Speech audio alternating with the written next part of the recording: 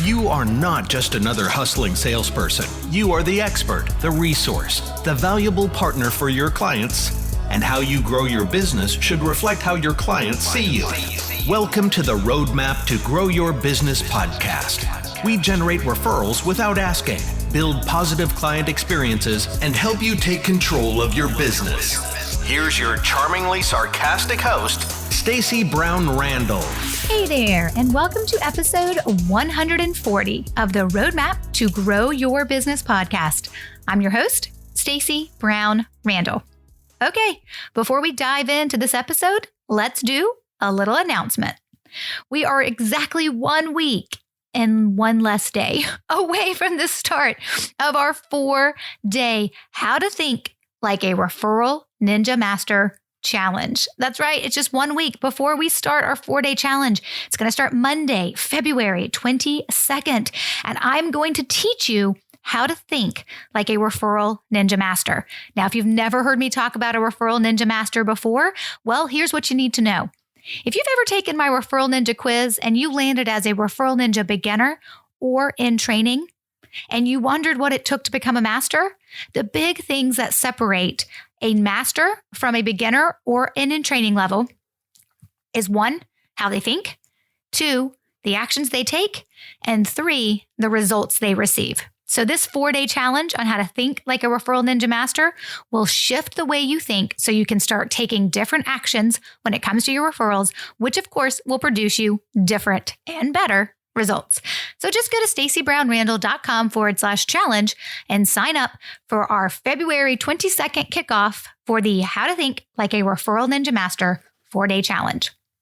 Okay, so this is episode 140, and you guys know what that means. When we hit every 10th episode, I pause and I answer your questions.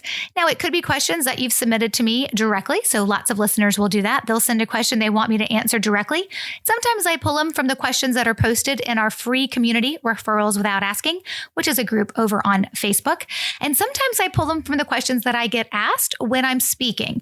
Now, of course, that's been virtual, more so lately than it has been actually in person. But sometimes I find some of the best questions I get to answer come when I'm, of course, speaking on stage as well. So I take those questions you guys ask, and then I dedicate every 10th episode to answering those questions. Now, if you ask me a question in the Facebook group or you send me an email and ask me a question, I'm absolutely going to do my best to respond. But let's be honest. If you can actually listen to me talk about how I would respond to your question and the answer I would give you and the thought process I want you to have, ultimately, it's richer when you can listen to me answer your question versus just reading my response on a Facebook or social media post, or of course, in an email. So listening to me answer your question is sometimes so much better than reading the answer that I wrote. And I typically can go deeper and give more context when I'm speaking about it, hence here on the podcast, versus when I'm trying to write you an email that, let's be honest, is grammatically correct and to the point and clear enough that you understand it. Sometimes I miss the best stuff because I'm not talking about it, which is why we dedicate, of course, every 10th episode to our question and answer. So for today, it's going to look a little bit different though. For this question and answer episode, one thing I wanted to focus on was answering the number one question I keep getting asked. Now, it's a big question I keep getting asked from a lot of the podcast hosts that are having me on their show or having me on their radio show, and they're curious to know how referrals fared in 2020. Now, we all have our own anecdotal evidence of what our individual referrals looked like in our business.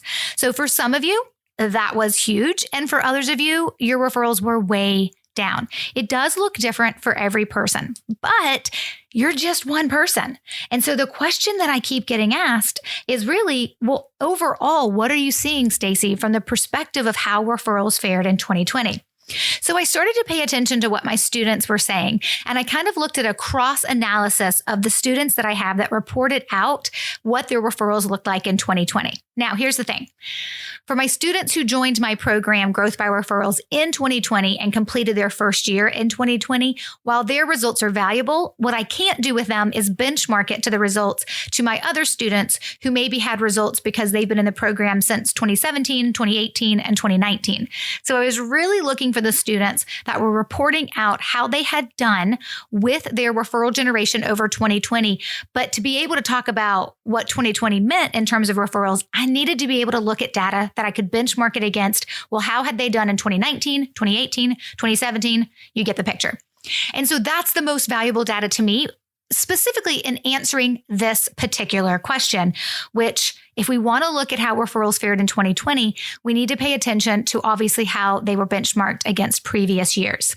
So 2 main learnings that came out of what I saw when I was benchmarking the data and talking to my Growth by Referral students and some of my Referral Ninja Inner Circle members is talking to them and understanding a little bit about the context behind the numbers, right? Because if somebody's referrals went down in 2020, but they abandoned their referral plan and didn't speak to their referral sources at all, meaning, and I say speak to, and I'm using air quotes, I mean, didn't reach out to their referral sources at all, and they kind of put their head in the sand when COVID hit, right? Of course, I would expect their results to be down because they didn't do anything to continue to cultivate the relationship. So I was really also having to dig into the students who were talking about how their 2020 referrals looked compared to 2019, 2018, et cetera, also based on how did they personally perform in execution of their referral plan to take care of their referral sources. So the 2 big things that kind of came out of what I learned was, number 1, it was really, really important, and this is all hindsight now because 2020 is over, though 2021, while as it is looking better, we still have COVID, okay? So when we think about it from that perspective, one of the things that came out like loud and clear was that the people overall who continued to invest in the relationship they had with their referral sources continued to receive referrals. And I'm happy to report that some received more referrals in 2020 than any year before. And those of my students who didn't necessarily maybe hit their 2019 numbers of referrals received, they were really, really close. So let me give you an example. We've got Lisa, who is in the program, and she owns a B2B marketing company, and she is out in the West Coast. And she brought on, in 2019 was her first year in the program, and she brought on 347 referrals. Yeah, she holds the record for most referrals received in a first year. Can you imagine all the untapped resources all the untapped potential her business had been sitting on? She had averaged prior to that about 40 referrals a year. And then she implemented the process and the plan, and she really took it to a whole new level. And she just really got committed to the process. And then she brought in 347 referrals in 2019. Awesome. 2020 comes along. We're expecting the same type of results. We actually didn't expect more. We really thought we may have reached a pinnacle benchmark and just maintaining there or somewhere around that 350 number would be great. So then when COVID hit in March, we had conversations about, okay, so what is this ultimately going to look like? And so it was interesting that at the end of the year, when she reported in her numbers, it was just over 300. So yes, we didn't hit 347, but she did receive more than 300 referrals. And she said that truly sustained her business and the growth of her business throughout COVID, because COVID definitely did a number on their business in other ways. And so for her, she was pleased as punch. She was like, hey, I may have not hit my 2019 numbers, but I got so close I could almost touch it. And that matters most. And the fact that it sustained me during the COVID year, well, let's be honest, right? It reminded her, in case she was wondering, that, hey, this process is something that offers sustainability in your business. And then also was able to prove to her that, yes, it continues to work. So in some cases, I found that we had students where they may not hit their goal for the year. They may not hit their 19 numbers, their 2019 numbers, or they may have not hit their 2020 goal, which was bigger than their 2019 numbers or 2018 numbers, depending on how long they've been in the program. They did come close. And not necessarily as in, hey, I was only 2 or 3 away. They came close. And let me put this in context. They came close, in Lisa's perspective, right? I think it was she was something like 38 away or something like that. Exactly. I don't remember her exact number over 300 because she had a couple report-ins as we got towards the end of 2020. And then, of course, when we talked again in January of this year, 2021, we kind of got those finalized numbers. So she was about 30 to 40 off from what she had received the year before. And you know what? In a COVID year, folks, all day long, I'll take it. 300 referrals, I'll take it, right? And so we had some other students, I think about Catherine, who is an attorney, and her goal, she had been consistently starting to hit that 40 to 50 range of referrals received. And then she really, when 2020 was starting, she was like, we're going to go for it. We're going to hit 70 referrals. Right? She'd consistently been hitting 40 in her business. In 2019, she had hit 40. She was ready to go from 40 to 70. Well, what she came in at the end of 2020 after COVID happened and she had to reevaluate kind of what things looked like in her business, she hit 36. So she hit really, really close to her 19 numbers, but definitely didn't hit her goal of 70 in 2020. And that was a reevaluation of the goals we had to do as the year was going on because of the type of law that she practices and how that was impacting the industries she serves. So again, she was like, I'll take it. 36. I mean, that's super close to the 40 that I did in 2019, right? And Catherine knows she started in 2017 with telling me that the average number of referrals she received in a year was 3 or 4. So the fact that she went from 3 or 4 a year to, and she talks about like getting like 4 a month, getting to over 20 in her first year. So 4 a year to 4 a month. So she got over 20 in her first year and then over 40 in her second year. And then her third year, which would have been 2020, she was like, let's go, right? We're going to 70. And she didn't get there, but she fell really close to what she had received in 2019. And the conversations and dialogues that I was having with folks as we paid attention to how specifically 2020 impacted their business in their industry, most folks were like, yes, I wanted more referrals, but to get to what I received in 2019, I'll take it all day long because my referrals didn't dramatically drop. Now, of course, I have the opposite type stories where people had started the program, like let's just say in 2019 and finished their first year sometime in the middle of 2020, and they've gotten more referrals than ever. And so obviously it works on both sides. But what I noticed from the folks that are doing the work to take care of their referral sources and following the process that I teach and using the language that I talk about, what I noticed from their perspective is if they didn't go dark or quiet on their referral sources, which means COVID hit and a lot of people stuck their head in the sand and was like, oh my gosh, I don't have time to take care of anybody else and ask them if they need toilet paper or reach out to see how they're doing because I'm just trying to survive myself. That is totally normal. And lots of us did that in March. But by April and May, I was in our student-only Growth by Referrals Facebook group saying, hey, do not ignore your referral sources. If anything right now, they need you to lean into that relationship.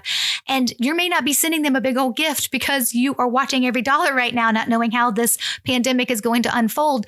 But you need to be reaching out and making sure they're okay. You need to be seeing how you can help them. You don't know what they'll say. Right? I reached out to one of my referral sources and she was like, how did you know I just needed a bright spot today and you're my bright spot? And all I did was reach out to see how she was doing, right? It's the simple things, guys, let's be honest, that typically can matter the most. So when I looked at folks who received more referrals than ever, right, through 2020, it was typically because they actually continued to take care of their relationships with their referral sources. And then when I looked at folks who maybe didn't hit their overall goal for 2020, but came in around their numbers close to 2019 or 2018, it was because they also stayed consistent in their relationship with their referral sources. So my analysis of what I believe of how referrals fared in 2020 was if you maintained connection with your referral sources or you started to create connections with new referral sources, it fared well. It served you well. And most of my students would tell you that that is the reason why they believe they continued to receive referrals is because they didn't go dark. They didn't go quiet. They didn't stop doing outreach and communication and connecting with their referral sources. So every single person's results that I review, I'm kind of paying attention as like, hey, how did you take care of your referral sources? Because that's the context behind the numbers. And where data is super important, and you guys know I talk about it, other than the fact that I hate to do public math, you guys know I talk about the importance of understanding the data of what your business is telling you. What do the numbers tell you? What does the data inside your business tell you? The data is super important. But I also know that the story or the context that's behind the data is just as important. So when I talk to someone like Lisa, who did almost 350 referrals in her first year, and then just over 300 in her second year, you may be saying, well, that was a drop of 50. But knowing that COVID was there and knowing what she did to maintain connection with her referral sources, and some of her referral sources went out of business during COVID. So we weren't surprised to see a drop. I know that she maintained that level, which was crazy impressive during the pandemic, because she continued to invest in the relationship with her referral sources. Same thing with Catherine, right? Same thing with David, who you guys actually heard about just last episode 139. Right now, he talked about identifying his referral sources the first time when he went through the process in 2019. But you guys heard him talk about how he had 15 referrals in 2019 and then beat that number in 2020 with 17 referrals. And he's looking to do even bigger this year for 2021. And what they all have in common is that they continued to invest in the relationships with their referral sources. But guys, when I say invest in the relationship with your referral sources, I need you to understand that there's a right way and a not so great way to do it. I don't like to say there's a right way and a wrong way. I mean, actually, every fiber of my being right now is like, yes, you do want to say there's a right way and a wrong way, because there is a wrong way to take care of our referral sources. If you're always making it about you, if you're always asking, if you're following up very automatically because every 62 days your database tells you, hey, you haven't talked to this person, so give them a call. And it's very benign. And it sounds the same every time you reach out, and you don't know what to say, and they don't know why you're calling anymore. Now they're screening your phone calls. Okay, off soapbox. But there is a right way to follow up with our referral sources. And it isn't typically what you think. Your e-newsletter isn't doing the job. Yes, and the moment it pops into their inbox and they see your name and they know it's your newsletter, whether they read it or not, in that moment, you're top of mind. But I need you to be top of mind 3 hours from then and 30 days from then, right? Before the next e-newsletter shows up in the inbox. So we're not talking about the e-newsletter. We're not talking about the text message you send that basically says the same thing, even if you use different words every couple of months because your system, your database told you to follow up. What I'm talking about is the way that we invest in the relationship with our referral sources is we put them first. I talk about this inside the program, so I know all my Growth by Referral students will know this, but we talk about the 3 platinum principles of how we build what our relationship touch points will look like with our referral source. Platinum principle number 1, my friends, is it's got to be all about them, not about you.